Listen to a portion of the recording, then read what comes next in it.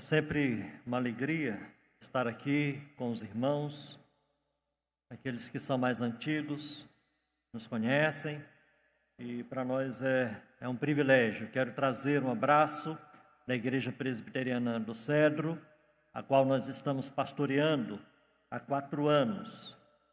E nós queremos convidá-los a abrirem suas Bíblias no livro de Josué, capítulo 3.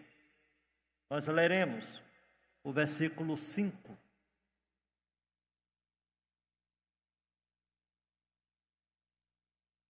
É um texto bem conhecido.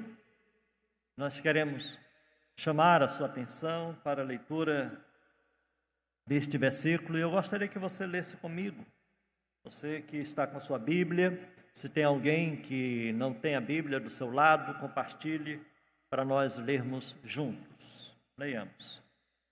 Disse Josué ao povo: santificai-vos, porque amanhã o Senhor fará maravilhas no meio de vós. Vamos repetir juntos, irmãos. Disse Josué ao povo: santificai-vos, porque amanhã o Senhor fará maravilhas no meio de vós. Amém. Amém. Senhor amado, nós queremos te agradecer, ó Pai, porque a Tua palavra foi revelada a todos nós. E nós podemos pensar e refletir a respeito dela. E a nossa oração, ó Deus, é que o Teu Espírito Santo esteja falando conosco mais uma vez. Esteja nos edificando, nos consolando, nos despertando para uma vida de mais intimidade contigo, pois nós te oramos no nome de Jesus. Amém. Amém. Queridos, todo ser humano, ele precisa ter um sonho, ele precisa ter um objetivo, ele precisa ter um alvo na vida. Nós não conseguimos viver sem esse propósito. Podemos até dizer que ele é o que nos encoraja, que nos motiva, faz com que nós vivamos com essa perspectiva. Daí a grande necessidade, a grande importância de nós termos um objetivo na vida.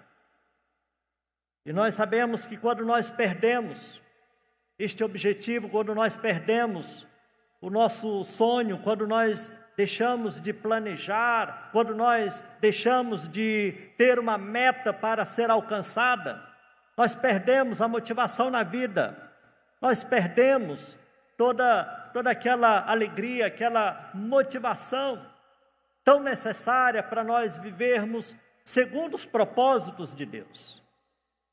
E quando nós pensamos sobre isso, logo vem à nossa mente a história de um homem que marcou a sua época, a história de um homem que foi significativa naquele período no qual ele viveu. E ele, no ano de 1963, mais precisamente no dia 28 de agosto, ele discursou, e o título do seu discurso, bem conhecido e lembrado e relembrado por muitos, era: eu tenho um sonho. Com certeza você já lembrou, com certeza você está recordando desse episódio. Estou me referindo ao reverendo Martin Luther King Jr., o homem que foi tomado por um desejo em seu coração de mudar a cultura na qual ele vivia naqueles dias. E aquele seu discurso tinha como objetivo encorajar a nova geração a eliminar todas as barreiras raciais na América do Norte e assim todos viverem como pessoas iguais perante a lei. E naquele discurso célebre, ele expôs aquilo que estava em seu coração. E uma das frases que foi marcante naquele discurso, ele disse o seguinte: tenho um sonho, que meus 4 pequenos filhos viverão um dia em uma nação onde não serão julgados pela cor de sua pele, mas pelo conteúdo de seu caráter. E nós percebemos que aquele homem viveu, aquele homem pregou, e aquele homem morreu por causa do seu sonho, por causa do seu propósito, por causa do seu objetivo. Aquele homem foi morto no dia 4 de abril de 1968, mais precisamente 5 anos praticamente depois do seu discurso. Mas isso fazia com que ele lutasse, porque com certeza esse desejo, esse objetivo era a grande marca da história daquele homem. E aquele homem, naqueles dias e depois da sua morte, fez com que as barreiras do racismo elas fossem quebradas. Eu penso e falo a respeito disso exatamente porque o livro de Josué é um livro importantíssimo para todos nós. Nós que cremos nas Sagradas Escrituras. É um livro de conquista, queridos. O livro de Josué é um livro de lutas. É um livro onde narra a trajetória do povo de Israel em busca de um sonho, em busca de um propósito, em busca de um alvo. E quando nós analisamos um pouco a respeito deste livro, nós não temos tanta certeza a respeito da autoria deste livro. Considerando alguns fatores, parece que o livro de Josué ele foi escrito após a morte de Josué. Porém, antes do reinado de Saul, então mais precisamente no ano 1050 a.C., segundo os estudiosos.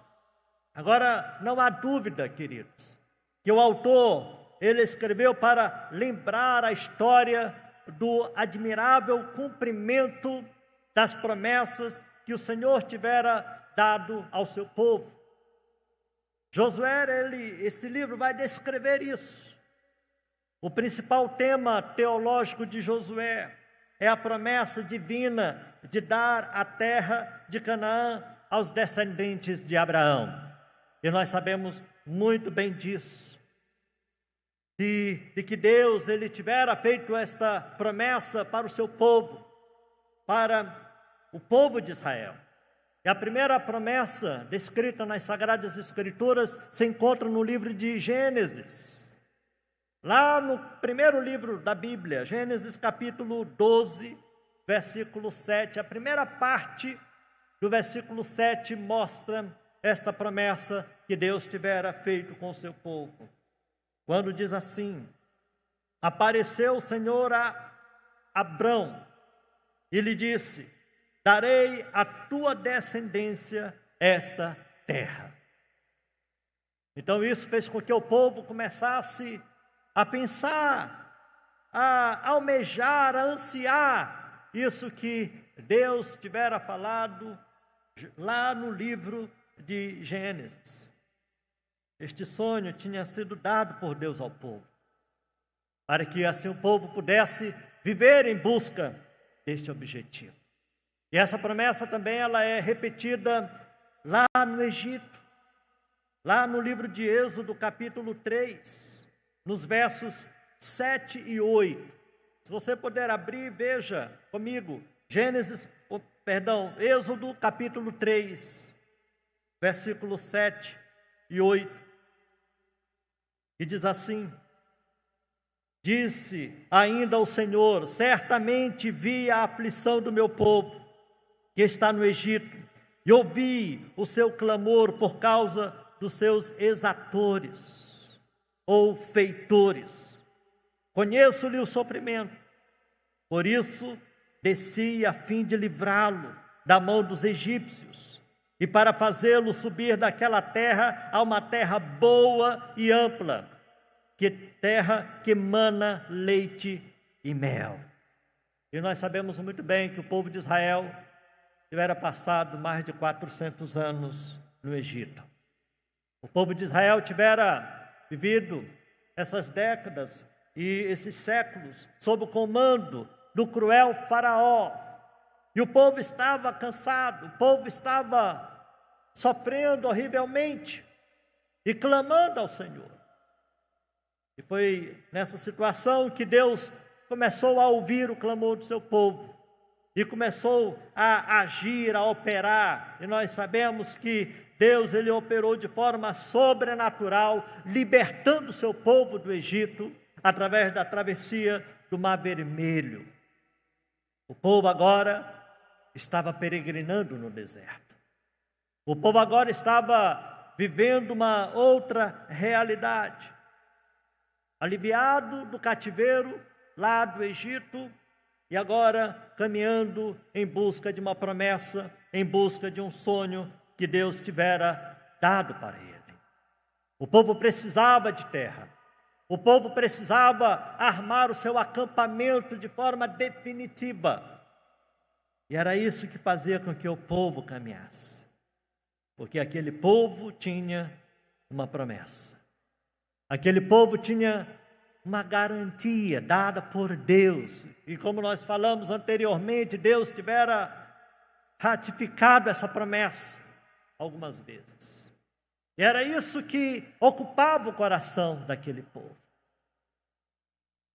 E nós queremos pensar quais foram as etapas que aquele povo passou, que aquele povo abraçou para que assim pudesse vir a tomar posse dessa promessa de Deus. Quais foram algumas atitudes que foram fundamentais para que o povo pudesse tomar posse da terra de Canaã?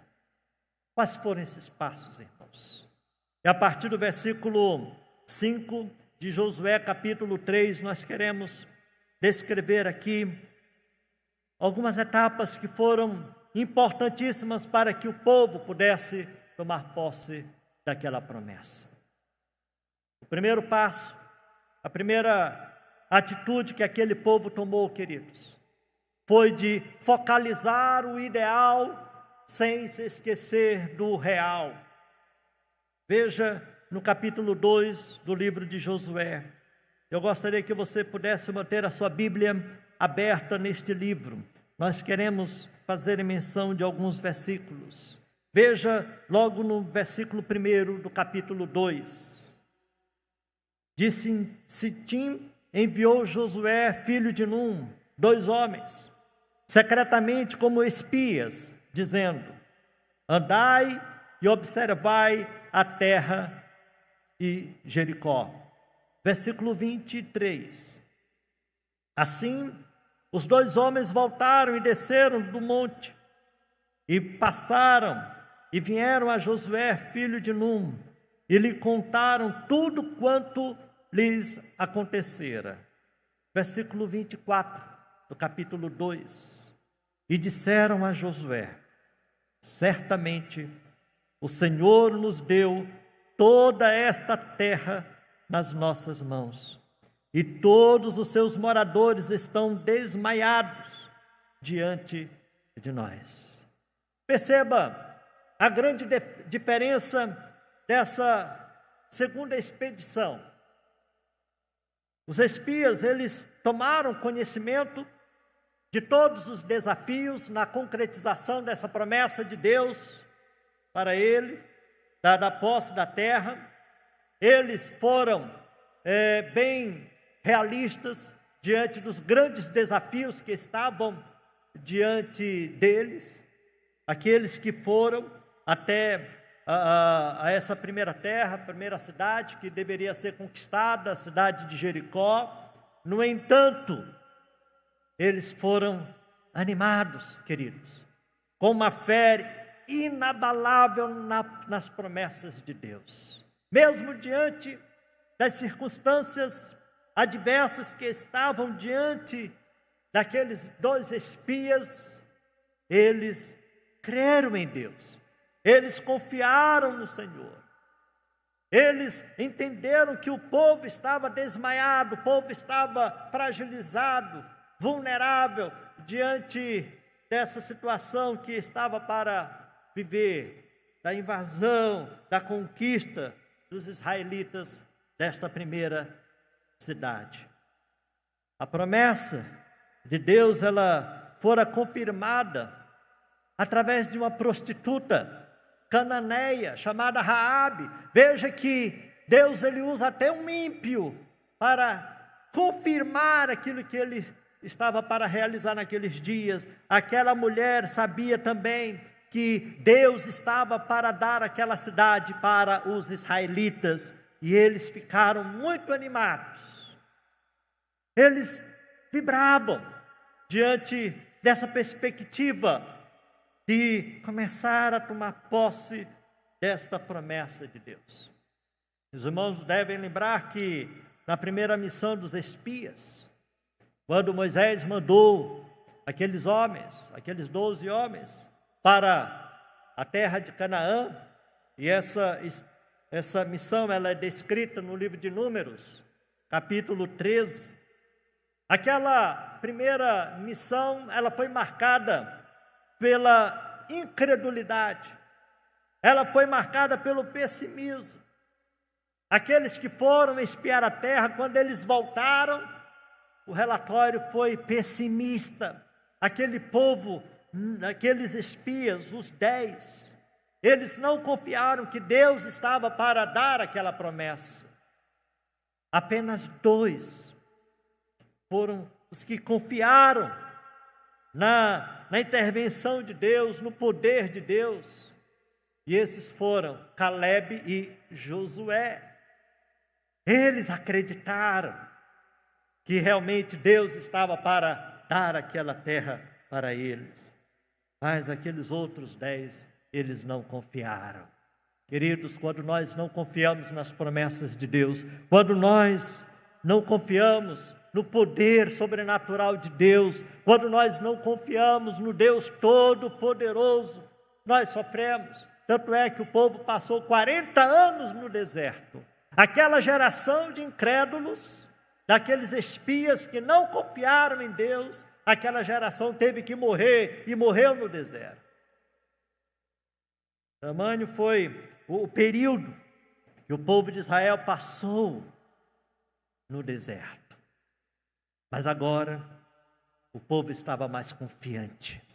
E o que nós aprendemos, queridos, é que nós devemos ter um alvo, nós devemos ter um objetivo, sem nos esquecermos dos desafios, sem nos esquecermos dos entraves que nós devemos estar enfrentando, em busca daquilo que nós sonhamos.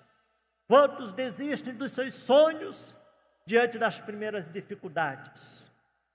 Quantos desistem de seus propósitos diante das barreiras que vão surgindo ao longo da caminhada? O povo focalizou o ideal sem se esquecer do real. E a segunda atitude importantíssima, queridos, foi que o povo colocou Deus à frente. O povo colocou Deus em primeiro lugar. E eu quero destacar aqui alguns versículos que falam a respeito disso. No capítulo 3, do livro de Josué, versículo 3, diz assim: e ordenaram ao povo, dizendo: quando virdes a arca da aliança do Senhor, o vosso Deus, e que os levitas sacerdotes a levam, partireis vós também do vosso lugar e a seguireis. Versículo 6. E também falou aos sacerdotes, dizendo: levantai a arca da aliança e passai adiante do povo. Levantaram, pois, a arca da aliança e foram andando adiante do povo. Versículo 8. Tu, pois, ordenarás aos sacerdotes que levam a arca da aliança, dizendo: ao chegardes à borda das águas do Jordão, parareis aí. A arca da aliança do Senhor desempenhava um papel proeminente, queridos, naqueles dias. No meio da cultura judaica, a arca da aliança do Senhor representava não somente a presença do Senhor, mas especificamente a sua aliança, que implicava em seu compromisso diante de suas promessas para com o povo de Israel. Então era algo sagrado, era algo que tinha grande relevância para o povo de Israel. É por isso que a arca da aliança, ou a arca do testemunho, deveria ir à frente.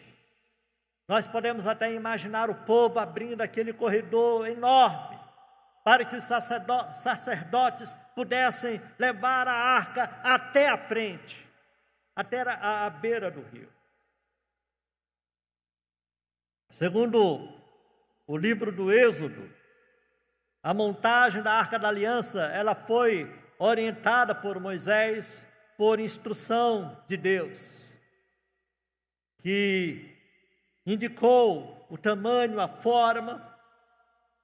Nela foram guardadas as 2 tábuas da lei, a vara de Arão e um vaso com o maná do deserto. Essas 3 coisas representavam a aliança de Deus com o povo de Israel.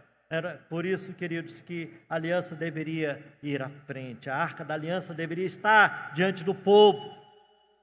E os sacerdotes conduziram a arca da aliança pelo meio do povo até a margem do rio Jordão. Deus deveria ir adiante do povo de Israel. Não podemos nos esquecer jamais desse detalhe na nossa caminhada, queridos. Deus, Ele deve estar em primeiro lugar em nossos sonhos, em nossos propósitos, em nossos planejamentos. Muitas vezes nós traçamos tantos planos, alvos na vida, e Deus não se encontra na dianteira. E quando nós olhamos para a conquista, mais precisamente aqui nesse texto que nós estamos trabalhando, nós percebemos que foi importantíssima a presença do Senhor à frente daquele povo. O povo de fato deveria estar colocando Deus em primeiro lugar. Eu pergunto para você, Deus tem estado em primeiro lugar na sua vida? Deus tem estado em primeiro lugar na sua agenda? Deus tem estado em primeiro lugar em seus projetos de vida? Deus, Ele tem sido adorado, Deus tem sido glorificado através daquilo que você tem projetado para si. Quando nós estudamos os símbolos de fé de Westminster, mais precisamente o breve catecismo, logo na primeira pergunta, nós aprendemos que o fim principal, o objetivo principal, é claro que nós temos muitos outros, mas o principal é glorificar a Deus e deleitar-se nele. Queridos, quando nós entendemos isso, a caminhada fica mais fácil. Quando nós entendemos isso, nós temos motivação para enfrentar os desafios do dia a dia. Portanto, coloque Deus em primeiro lugar na sua vida. O povo colocou Deus à frente desse processo. A terceira atitude importantíssima para que fosse vitorioso nessa trajetória foi a preparação individual. Veja que o versículo que nós lemos, versículo 5 diz: disse Josué ao povo: santificai-vos, santificai-vos, porque amanhã o Senhor fará maravilhas no meio de vós. A ordem era a santificação, que consistia numa série de atos de purificação do corpo, bem como da alma, visando a manifestação sobrenatural de Deus no meio do povo, concedendo a vitória. Cada um deveria buscar essa preparação. Houve algo semelhante quando Deus desceu para falar com Moisés no Monte Sinai. O povo deveria estar preparado. O povo deveria se separar. O uso exclusivo de Deus. A santidade é fundamentalmente uma qualidade de Deus. Pessoas são descritas como santas quando percebem e se voltam, se entregam a Deus de uma forma muito especial. E quando nós temos essa experiência na vida, quando nós conhecemos Deus, quando nossas vidas são tocadas pelo Espírito Santo, nós não somos mais as mesmas pessoas. Somos pessoas separadas e devemos estar nos consagrando, devemos estar nos santificando cada vez mais, queridos. É por isso que a ordem de Deus, através de Josué ao povo, ela foi muito clara. O povo deveria se santificar, se preparar para que o Senhor pudesse fazer maravilhas no meio dele. Então, queridos, nós devemos estar nos santificando cada dia mais. Pastor, como? Devemos estar orando mais. Quanto tempo você tem gasto em oração? Quanto tempo você tem usado na leitura das Sagradas Escrituras? Quanto tempo você tem dedicado a Deus? E nós somos cobrados por Deus, principalmente nesta geração na qual nós vivemos, que tem nos distanciado cada vez mais de Deus. A nossa vida é tão corrida, nossa agenda tão cheia, que muitas vezes não temos tido tempo nem de ler a Bíblia Sagrada. Certa vez um irmão chegou para mim e disse: pastor, a minha vida está tão louca que eu não tenho tido tempo nem para orar. Queridos, quando nós não temos tempo para Deus, nós estamos perdendo a nossa vida. Quando nós não temos tempo para orar, quando nós não temos tempo para ler a palavra, quando nós não temos tempo de estar buscando a Deus e nos envolvendo com Ele, nós estamos perdendo o tempo precioso que Ele tem nos dado. Então é necessário que nos santifiquemos, para que Deus de fato venha a estar realizando maravilhas no nosso meio. O povo de Israel precisou se santificar, para que assim o povo começasse a tomar posse, a ser vitorioso na conquista da promessa de Deus. Santificai-vos. É uma palavra ainda muito atual, nós precisamos disso. A quarta atitude que foi importantíssima para que o povo de Israel tomasse posse da promessa de Deus foi ouvir as palavras do Senhor. Josué 3, versículos 9 e 10. Então disse Josué aos filhos de Israel: chegai-vos para cá e ouvi as palavras do Senhor vosso Deus. Chegai-vos para cá e ouvi as palavras do Senhor nosso Deus. Disse mais Josué, versículo 10: nisto conhecereis que o Deus vivo está no meio de vós, e que todo lançará de diante de vós os cananeus, os heteus, os heveus, os ferezeus, os girgazeus, os amorreus e os jebuseus. Veja que primeiramente o povo precisou se voltar para Deus, para ouvir a Deus. Sem dúvida, esse é um dever fundamental do povo de Deus. Ouvir o Senhor.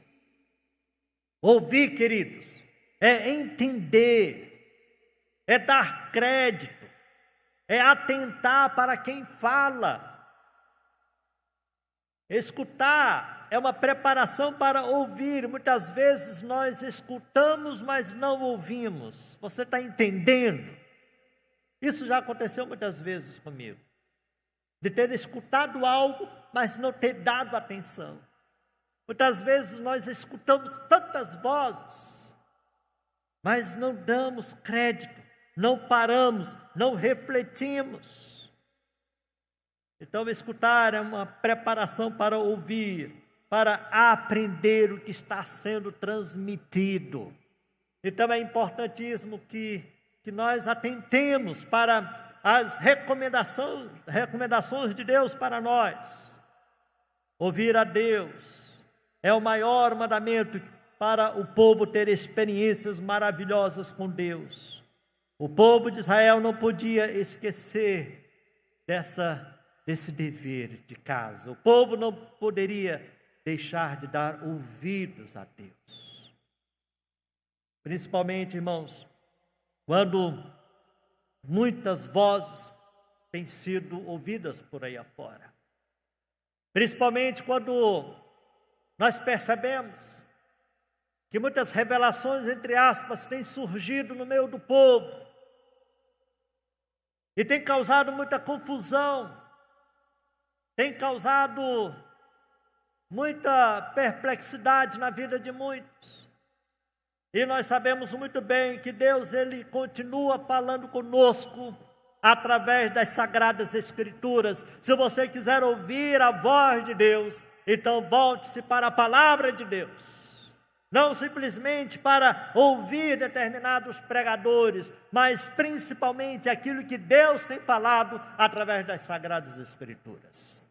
E eu agora estou lembrando que quando Paulo e Silas estavam pregando naqueles dias, eles chegaram numa cidade onde as pessoas estavam tão sedentas de ouvirem a palavra de Deus, e elas ouviam a palavra que estava sendo pregada por aqueles homens. E o texto sagrado nos diz lá no livro de Atos dos Apóstolos, que quando eles chegavam em casa, eles iam para as Escrituras para saberem se de fato aquilo que Paulo estava pregando era mensagem de Deus, tinha lastro nas Sagradas Escrituras.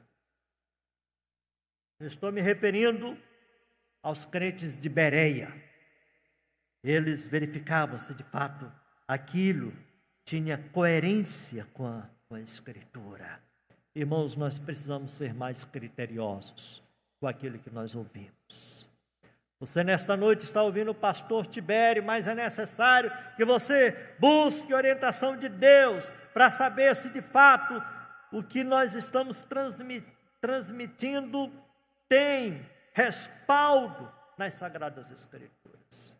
Então o povo de Israel se voltou para Deus para ouvir as palavras de Deus. Devemos, irmãos, envidar todos os esforços para ouvirmos mais a palavra de Deus. É muito importante estarmos na igreja para ouvir a pregação da palavra. É muito importante, queridos, nós nos reunirmos em determinados ambientes para estudarmos a palavra de Deus, participarmos do culto de ensino, participarmos da escola bíblica. É importantíssimo isso, não só para nós, mas para toda a nossa família, para toda a nossa casa. O povo se voltou para ouvir as palavras do Senhor. E a última atitude que eu quero destacar nessa conquista da terra de Canaã, que também foi muito significativa para o povo de Israel, foi que o povo teve coragem para avançar. O povo não somente estava cônscio de todos os desafios, o povo não somente tivera colocado Deus em primeiro lugar, o povo não somente estava se santificando, estava se preparando, o povo não somente estava ouvindo o direcionamento de Deus, mas agora nós percebemos que o povo estava determinado a avançar. Versículo 14, eu estou terminando, Josué capítulo 3, a partir do versículo 14, 15 e 16, tendo partido o povo das suas tendas para passar o Jordão, levando os sacerdotes a arca da aliança diante do povo, e quando os que levavam a arca chegaram até ao Jordão, e os seus pés se molharam na borda das águas, porque o Jordão transbordava sobre todas as suas ribanceiras, todos os dias da sega, pararam-se as águas que vinham de cima, levantaram-se no montão, muito longe da cidade de Adã, que fica ao lado de Sartã, e as que desciam ao mar da Arabá, que é o mar salgado, foram de todo cortadas. Então passou o povo defronte de Jericó. Glória a Deus por isso. Agora eles deveriam agir, queridos. Eles estavam prontos. Eles deveriam agora dar um passo à frente na conquista do seu objetivo, do seu sonho, que era de tomar posse da terra prometida. A coragem e a obstinação tinham que entrar em ação. Mesmo diante de um grande rio transbordante, eles deveriam avançar. A confiança em Deus determinava a obstinação do povo, queridos. A promessa começou a se tornar uma realidade quando o povo se levantou e começou a caminhar. Nós devemos descruzar os braços, queridos. Nós devemos fazer a nossa parte. Deus promete, mas você precisa tomar posse. Você precisa fazer a sua parte. Você precisa agir. Deus garante a vitória, porém você precisa entrar no campo de batalha. Como é que você vai ser vitorioso? Se balançando numa rede, esperando que Deus faça tudo. Deus, Ele já nos garantiu a vitória, mas é necessário que nós venhamos a agir para de fato sermos vitoriosos. Deus, Ele nos assegura a sua presença em nossas vidas, em nossa caminhada, mas você precisa agir. Muitas vezes nós não agimos, muitas vezes nós esperamos pelo outro, muitas vezes nós nos acomodamos. Nós precisamos fazer a nossa parte. Agora o povo, precisava caminhar, o povo precisava ir até o rio Jordão. E como nos narra o texto sagrado, o rio estava cheio, o rio trazia um certo temor, mas o povo avançou, o povo confiou em Deus, o povo acreditou nas promessas de Deus, o povo acreditou que Deus, com certeza, Ele estaria cumprindo suas promessas, como de fato cumpriu. Deus, Ele não só promete, mas Ele cumpre. Glória a Deus por isso. E nós devemos fazer a nossa parte, queridos. Nós devemos avançar. E o povo avançou. E nós sabemos muito bem que o povo, nessa primeira etapa, em busca da terra prometida, foi vitorioso. Glória a Deus por isso. Então são essas as lições que eu tiro para nós, nesta noite. E eu quero concluir dizendo que o povo de Israel foi vitorioso em todas as suas lutas, porque primeiramente confiou em Deus. Segundo, porque priorizou Deus na caminhada. Terceiro, porque colocou Deus em primeiro lugar, colocou Deus à frente, porque de fato o povo entendeu que Deus estaria cumprindo suas promessas para com ele. Então, são essas as lições que nós podemos tirar desse texto sagrado para nós, queridos. E você pode estar perguntando, mas o que é que isso diz respeito à minha vida? Que atitudes eu devo tomar diante de tudo que foi falado? Primeiramente, queridos, aplicando tudo isso que nós falamos até agora, você deve reavaliar os seus objetivos na vida. Você precisa colocar diante de Deus se de fato esses sonhos, esses propósitos têm sido ou não de Deus para a sua vida. Portanto, reavalie seus objetivos. A segunda coisa que eu quero deixar para você nesta noite: creia no poder de Deus, independente das dificuldades do dia a dia. Creia no poder de Deus. Eu não sei o que é que você está passando no seu dia a dia. Não sei se você nesta noite está encorajado ou desencorajado. Não sei se você está desenganado pelos médicos. Não sei se você já desistiu da luta. Não sei se você já desistiu até da vida, mas eu quero dizer para você: continue crendo em Deus, independente das circunstâncias adversas. Creia em Deus, descanse no Senhor. Eu gostaria que você pensasse sobre isso neste momento. Uma outra coisa que eu quero deixar para você: tome posse daquilo que Deus prometeu para você. Conquiste. Não desista deste alvo que Deus tem colocado no seu coração. Porque com certeza Deus será contigo. Deus estará caminhando com você. E a última aplicação que eu quero fazer desse texto é que você deve viver no centro da vontade de Deus. E nós sabemos que é o melhor lugar para estarmos, no centro da vontade de Deus. Que Deus, queridos, nos abençoe. Que Deus esteja nos guiando na nossa caminhada no dia a dia. Amém. Eu quero orar por você. Curve a sua fronte neste momento. Eu quero pedir por você. Talvez você tenha sido tocado por Deus nesta noite. Talvez Deus esteja lhe chamando para viver uma nova realidade. Que você esteja se colocando diante do Senhor. Porque o amanhã será melhor do que o hoje. Acredite nisso. Ó Deus amado, nós queremos te agradecer. Porque tu és o mesmo ontem, hoje, o será para todo sempre.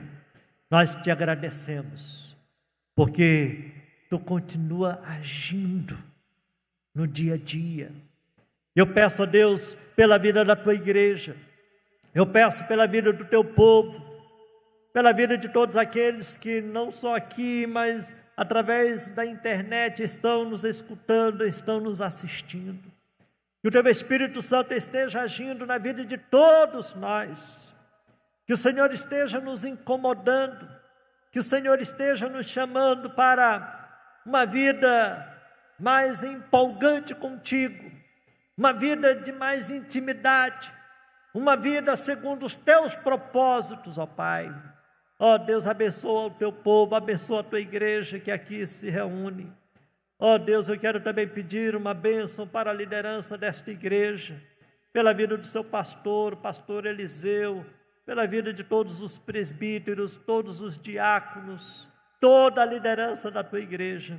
Que a tua bênção esteja sobre a vida de cada um deles. Ó Pai amado, realiza os teus propósitos nas nossas vidas, porque a tua vontade é boa, agradável e perfeita.